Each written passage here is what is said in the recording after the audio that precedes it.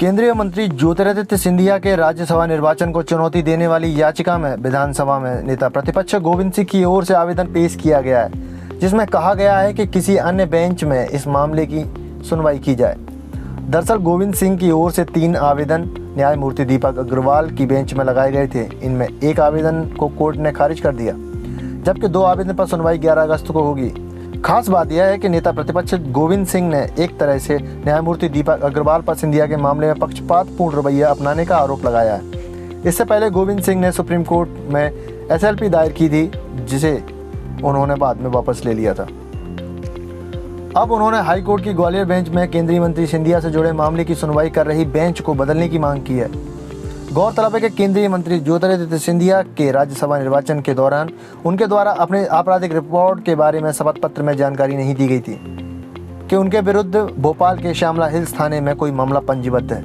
इसे लेकर दिग्विजय सिंह और गोविंद सिंह ने केंद्रीय मंत्री सिंधिया के विरुद्ध चुनावी याचिका दायर की है और उनका निर्वाचन शून्य घोषित करने की न्यायालय से मांग की है। सिंधिया के विरुद्ध श्यामला हिल्स थाने में एक विरोध प्रदर्शन के लेकर मुकदमा दर्ज किया गया था। इस विरोध प्रदर्शन में दिग्विजय सिंह भी शामिल थे। बाद में सिंधिया बीजेपी में शामिल हो गए और राज्यसभा सांसद के रूप में वह चुनाव जीत गए। लेकिन विरोधी खेमे के गोविंद सिंह ने उनके निर्वाचन को चुनौती दी और कहा कि सिंधिया ने अपने ऊपर दर्ज मामले की जानकारी नामांकन भरते समय छुपाई थी। इसी को लेकर यह याचिका हाईकोर्ट की ग्वालियर बेंच में लंबित है। जस्टिस दीपक अग्रवाल इस मामले पर जनवरी में सुनवाई कर रहे हैं। अब बेंच बदलने के मामले में 11 अगस्त को न्यायालय में बहस होगी। Bureau report, Madhyanchal today digital, Gwalior.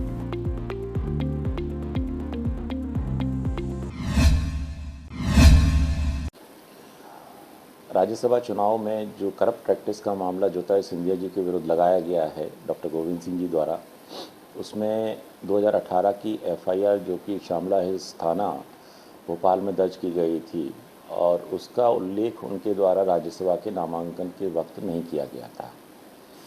नामांकन के पश्चात जो त्रुटि थी उस वक्त भी माननीय दिग्विजय सिंह जी द्वारा उसमें अपनी आपत्ति रिटर्निंग ऑफिसर के समक्ष पेश की थी।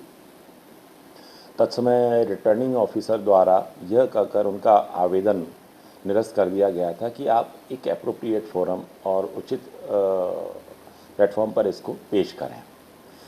तत्पश्चात गोविंद सिंह जी द्वारा इस चुनाव याचिका को मध्य प्रदेश की हाईकोर्ट बेंच ग्वालियर में फाइल किया गया और उसमें जो आरोप लगाए गए हैं करप्ट प्रैक्टिस के, जिस प्रकार श्यामला हिल्स थाने की एफआईआर का उल्लेख न करना और भी कई चीज़ें हैं।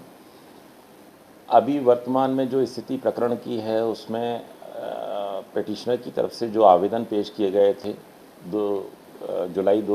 13 जुलाई को कुछ उनके आवेदन थे, 3 आवेदन थे जो न्यायालय द्वारा निरस्त कर दिए गए। उसके पश्चात सुप्रीम कोर्ट में उनके द्वारा एसएलपी फाइल की गई, एसएलपी उनके द्वारा विड्रॉ की गई तत्समय। उसके पश्चात इन्होंने यहाँ रिव्यू में फिर से एक आवेदन पेश किया और कोर्ट को बदलने का निवेदन भी किया, बेंच को बदलने का निवेदन किया। ये महत्वपूर्ण चीज़ है। अगली तारीख है इसमें 11 अगस्त लगाई गई है बहस के लिए। देखते हैं। अगर आपको हमारे वीडियो पसंद आ रहे हैं तो चैनल को सब्सक्राइब करके घंटे के बटन को दबा दीजिए ताकि आप तक सारी खबरें समय से पहुंच सकें। धन्यवाद।